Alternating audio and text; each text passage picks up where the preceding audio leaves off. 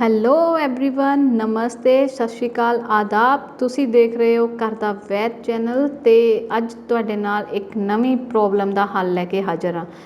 अज आपां गल करांगे वार वार छिक्कां आउण ते। वार वार छिक्कां क्यों आउंदियां ने, इहदे की कारण ने ते इहदा इलाज तुसी घरे बह के किवें कर सकदे हो। सो जांदा ते आउंदा मौसम खराब करदा आ, आउंदी जांदी ठंड खराब करदी है, ये सब नूं पता आ। ते इहदे नाल जुखाम ते छिक्कां आउणा एक आम गल है।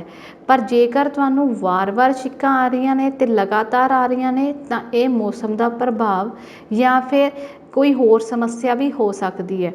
इस करके असीं तुहानूं अज कोई एवें दे नुस्खे, कुछ एवें दे उपाय दस्सण जा रहे हैं जो तुहाडी आम किचन दे विचों तुहानूं हल मिल जाएगा ते तुहानूं इस समस्या तो छुटकारा मिलण च हैल्प होएगी। छिक्कना शरीर की एक आम प्रक्रिया का हिस्सा आ, आपां सारिआं नूं पता आ। पर जेकर तुहानूं छिक्क लगातार ते वार वार आंदी है तो एक प्रॉब्लम क्रिएट कर सकती है। आम तौर पर वार वार छिक्क आउण दा कारण कमज़ोर इम्यूनिटी सिस्टम नूं मन्निया जाता है। दरअसल नक दे विच एक लेसदार झिल्ली हुंदी है जिहदे टिशू ते सैल बहुत ही ज़्यादा संवेदनशील हुंदे ने। जदों ये टिशू ते सैल बाहरों किसी भी तेज़ गंध यानी कि समैल या फिर वस्तु के संपर्क में आउंदे ने तां छिक्कां आउण लग जांदियां ने। सो ये सीगा जी मेन कारण कि क्यों आउंदियां ने। इस तो अलावा कई वार छिक्क आउण दा कारण किसी खास चीज़ जिवें कि धूल, मिट्टी, तेज़ रोशनी, तेज़ समैल, मसालेदार भोजन, आम जुखाम आदि तो एलर्जी भी हो सकती है।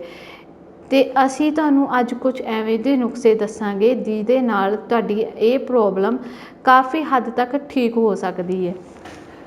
सो ये समस्या या तो एलर्जी करके या इम्यूनिटी सिस्टम वीक करके हो सकती है या फिर मौसम बदलते करके हो सकती है। तो अज आपां डिस्कस करते हैं तुहाडे नाल कि किवें तुसीं इहनूं सॉल्व कर सकते हो प्रॉब्लम नूं।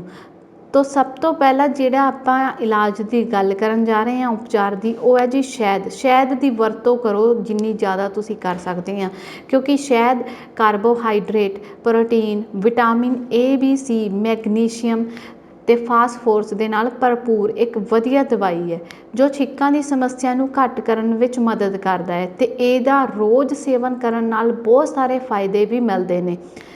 तो इस तो अलावा तुसी कर सकते हो जी स्टीम, जिन्हों आपां कहने भाफ लो। भाफ लैके भी इस समस्या नूं कंट्रोल किया जा सकता है। इस दे नाल जुकाम का प्रभाव घट हुंदा है, नाल ही नाल नक राहीं साह लैण दा रस्ता भी साफ हो जाता है। तुहानूं बस एक भांडे दे विच पानी गर्म करना है ते आपदे सिर ते तौलीए नाल ढक के स्टीम लैनी है, भाफ लैनी है, जिहदे नाल तुहाडा नक जिहड़ा आ पूरी तरह खुल जाएगा ते तुसीं साह वधिया लै सकोगे ते छिक्कां दी प्रॉब्लम ऑटोमैटिकली कंट्रोल हो जाएगी। अगला उपाय जिहड़ा आ वो बहुत आसान है जी, वो हैगा जी विटामिन सी दे नाल भरपूर भोजन। उहदी वरतों तुसीं ज़्यादा तो ज़्यादा करो। इम्यूनिटी सिस्टम नूं मजबूत करन लई विटामिन सी बहुत जरूरी है। अजे दी स्थिति इहो जी सिचुएशन दे विच स्थिति विच तुसीं की करना है, जदों छिक्किआं दी समस्या तुहानूं बहुत ज़्यादा हो रही है, तो विटामिन सी दे नाल भरपूर खट्टियां चीज़ां जिवें कि संतरा, मौसमी, निंबू, आंवला, इदां दीयां समस्या जिन्हां च विटामिन सी है, उन्हां दा सेवन, उन्हां दा वरतों तुहानूं वधा देनी चाहिदी है। इस तो अलावा तुसीं हल्दी वाला दुध, हल्दी वाले दुध का वरतों कर सकते हो। हल्दी तुहानूं सब नूं पता है कि एंटी एलर्जिक मन्निया जाता है। गर्म दुध विच हल्दी मिला के रोज़ पीण नाल ये वधिया कारगर साबित होंदी है। इस नाल वार वार छिक्कां आउण दी समस्या तो दूर की ही जा सकती है, बल्कि तुसीं सर्दियां दे विच कच्ची हल्दी की वरतों भी कर सकते हो जो ज़्यादा लाभदायक होएगी।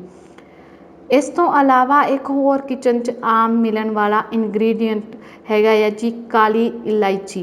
काली इलायची दिन विच 2 तो 3 वार काली इलायची चबाउण नाल छिक्क अते एलर्जी विच बहुत राहत मिलती है। इस तो अलावा अदरक अते तुलसी दोवें ही जुखाम नाल लड़न च बहुत मददगार हुंदियां ने। चाह विच अदरक अते तुलसी नूं मिलाकर सेवन करन नाल बहुत आराम मिलता है, गले की प्रॉब्लम सॉल्व होंदी है ते नाल ही नाल तुहाडे नक च अगर ਰੇਸ਼ਾ ਹੈ ਤਾਂ ਉਹ ਵੀ ਕੰਟਰੋਲ ਹੁੰਦਾ ਆ, ਪਲੱਸ ਤੁਹਾਨੂੰ ਜੋ ਹੈ ਵਾਰ-ਵਾਰ ਛਿੱਕਾਂ ਆਉਣ ਦੀ ਪ੍ਰੋਬਲਮ ਤੋਂ ਰਾਹਤ ਮਿਲਦੀ ਹੈ। ਇਹ ਤਾਂ ਸੀਗੇ ਜੀ ਕੋਈ ਆਪਣੇ ਨੁਸਖੇ ਜੋ ਤੁਸੀਂ ਕਰ ਸਕਦੇ ਹੋ। ਇਸ ਤੋਂ ਬਾਅਦ ਆਪਾਂ ਤੁਹਾਨੂੰ ਦੱਸਦੇ ਹਾਂ ਕਿ ਤੁਸੀਂ ਹੋਰ ਕੀ ਚੀਜ਼ਾਂ ਕਰ ਸਕਦੇ ਹੋ ਜੋ ਤੁਹਾਨੂੰ ਫਾਇਦਾ ਕਰਨਗੀਆਂ। ਤੁਸੀਂ ਆਪਦੀ ਰੋਜ਼ਮर्रा ਦੀ ਜ਼ਿੰਦਗੀ ਵਿੱਚ ਕਿ ਤੁਹਾਨੂੰ ਇਹ ਪ੍ਰੋਬਲਮ ਹੀ ਨਾ ਹੋਵੇ, ਤੁਹਾਨੂੰ ਇੱਦਾਂ ਦੀ ਕੋਈ ਪ੍ਰੋਬਲਮ ਨੂੰ ਫੇਸ ਹੀ ਨਾ ਕਰਨਾ ਪਵੇ, ਤਾਂ ਤੁਸੀਂ ਕੀ ਕਰ ਸਕਦੇ ਹੋ। ਬਹੁਤ ਸਾਰਾ ਪਾਣੀ ਪੀਓ, ਪਰ ਸਰਦੀਆਂ ਦੇ ਵਿੱਚ ਤੁਸੀਂ ਕੋਸਾ ਪਾਣੀ ਪੀਆ ਕਰੋ। ਠੰਡਾ ਪਾਣੀ ਪੀਓਗੇ ਤਾਂ ਪ੍ਰੋਬਲਮ ਕ੍ਰੀਏਟ ਹੋਊਗੀ। ਸੋ ਸਰਦੀਆਂ ਜਦੋਂ ਹੀ ਸਟਾਰਟ ਹੁੰਦੀਆਂ ਨੇ ਉਦੋਂ ਤੋਂ ਹੀ ਆਪਦਾ ਪਾਣੀ ਜਿਹੜਾ ਆ ਥੋੜ੍ਹਾ ਹਲਕਾ ਗਰਮ ਕਰਕੇ ਪੀਣਾ ਸਟਾਰਟ ਕਰ ਦਿਆ ਕਰੋ। ਇੱਕ ਸਮੇਂ ਵਿੱਚ ਬਹੁਤ ਸਾਰਾ ਭੋਜਨ ਨਾ ਖਾਓ, ਸਗੋਂ ਥੋੜ੍ਹੀ ਮਾਤਰਾ ਵਿੱਚ ਭੋਜਨ ਲਓ। ਯਾਨੀ ਕਿ ਇੱਕ ਵਾਰ ਹੀ ਬਹਿ ਕੇ ਜਦੋਂ ਤੁਸੀਂ ਖਾਣਾ ਖਾਣ ਲੱਗਦੇ ਹੋ ਉਦੋਂ ਬਹੁਤ ਸਾਰਾ ਖਾਣਾ ਇੱਕੋ ਦਮ ਨਾ ਖਾਓ, ਬਲਕਿ ਆਪਦੇ ਖਾਣੇ ਨੂੰ ਥੋੜ੍ਹੇ ਥੋੜ੍ਹੇ ਹਿੱਸਿਆਂ ਵਿੱਚ ਵੰਡ ਲਓ। ਹਰ 2 ਘੰਟੇ ਬਾਅਦ ਕੁਛ ਨਾ ਕੁਛ ਖਾਓ, ਜਿਹਦੇ ਨਾਲ ਤੁਹਾਡੀ ਇਮਿਊਨਿਟੀ ਸਿਸਟਮ ਸਟਰੋਂਗ ਹੋ ਜਾਏਗਾ। ਨੰਬਰ 3 ਦੀ ਅਗਰ ਆਪਾਂ ਗੱਲ ਕਰੀਏ ਤਾਂ ਮਸਾਲੇਦਾਰ ਭੋਜਨ ਤੋਂ ਪਰਹੇਜ਼ ਕਰੋ। ਮਸਾਲੇਦਾਰ ਭੋਜਨ ਯਾਨੀ ਕਿ ਤਲਿਆ ਹੋਈ ਚੀਜ਼ਾਂ, ਜੋ ਆਪਾਂ ਫਾਸਟ ਫੂਡ ਅਤੇ ਜੰਕ ਫੂਡ ਅੱਜ ਕੱਲ੍ਹ ਖਾ ਕੇ ਬਹੁਤ ਜ਼ਿਆਦਾ ਖੁਸ਼ ਹੁੰਦੇ ਹਾਂ, ਕਿਉਂਕਿ ਸਾਨੂੰ ਮਿਹਨਤ ਨਹੀਂ ਕਰਨੀ ਪੈਂਦੀ ਬਣਾਉਣ 'ਚ, ਬਹੁਤ ਜਲਦੀ ਮਿਲ ਜਾਂਦੇ ਨੇ। ਮੈਗੀ ਬਹੁਤ ਬੱਚੇ ਖਾਂਦੇ ਨੇ, ਨਿਊਡਲ ਬਹੁਤ ਜ਼ਿਆਦਾ ਖਾਂਦੇ ਨੇ।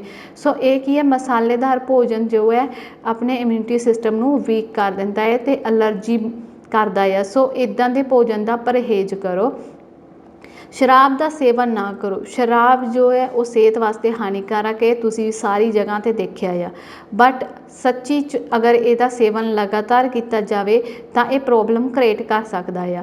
ਸਮੇਂ-ਸਮੇਂ 'ਤੇ ਨੱਕ ਰਾਹੀਂ ਸਪਰੇਅ ਦੀ ਵਰਤੋਂ ਕਰੋ। ਅਗਰ ਤੁਹਾਨੂੰ ਨੱਕ ਬੰਦ ਹੈ ਤੁਹਾਡਾ, ਤੁਹਾਨੂੰ ਨੱਕ ਰਾਹੀਂ ਸਾਹ ਲੈਣ 'ਚ ਪ੍ਰੋਬਲਮ ਆ ਰਹੀ ਹੈ, ਤਾਂ ਨੋਜ਼ਲ ਡਰੋਪਸ ਹੁੰਦੀਆਂ ਨੇ ਜਾਂ ਫਿਰ ਨੋਜ਼ਲ ਸਪਰੇਅ ਆਉਂਦੀ ਹੈ, ਤੁਸੀਂ ਉਹਦੀ ਵਰਤੋਂ ਕਰ ਸਕਦੇ ਹੋ, ਜਿਹਦੇ ਨਾਲ ਤੁਹਾਡੇ ਨੱਕ ਦਾ ਹਿੱਸਾ ਜੋ ਹੈ ਉਹ ਖੁੱਲ੍ਹ ਜਾਏਗਾ ਅਤੇ ਤੁਹਾਨੂੰ ਨੱਕ ਰਾਹੀਂ ਸਾਹ ਲੈਣ 'ਚ ਹੈਲਪ ਮਿਲੇਗੀ। ਸੋ ਇਹ ਤਾਂ ਸੀਗੇ ਕੁਝ ਕੰਮ ਜੋ ਤੁਸੀਂ ਆਪਦੀ ਰੋਜ਼ਮर्रा ਦੀ ਜ਼ਿੰਦਗੀ 'ਚ ਕਰ ਸਕਦੇ ਹੋ।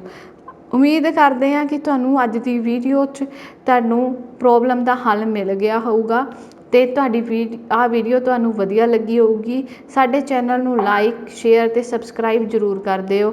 ਅਗਰ ਤੁਹਾਨੂੰ ਇਹ ਪ੍ਰੋਬਲਮ ਨਹੀਂ ਹੈ, ਪਰ ਤੁਸੀਂ ਇਹੋ ਜਿਹੇ ਕਿਸੇ ਪਰਸਨ ਨੂੰ ਜਾਣਦੇ ਹੋ ਜਿਹਨੂੰ ਇਹ ਪ੍ਰੋਬਲਮ ਹੈ, ਜਿਹਨੂੰ ਇਹ ਐਲਰਜੀ ਹੈ, ਤਾਂ ਇਹ ਵੀਡੀਓ ਉਸ ਪਰਸਨ ਤੱਕ ਪਹੁੰਚਾਉਣ 'ਚ ਸਾਡੀ ਮਦਦ ਜ਼ਰੂਰ ਕਰਿਓ, ਕਿਉਂਕਿ ਇਹ ਵੀਡੀਓ ਜਿੰਨੀ ਜ਼ਿਆਦਾ ਉਸ ਪਰਸਨ ਤੱਕ ਪਹੁੰਚੂਗੀ ਕਿਸੇ ਦਾ ਫਾਇਦਾ ਹੋਊਗਾ। ਇੱਕ ਸ਼ੇਅਰ ਤੁਹਾਡਾ ਕਿਸੇ ਦੀ ਹੈਲਪ ਕਰ ਸਕਦਾ ਆ। So thank you watching for this video.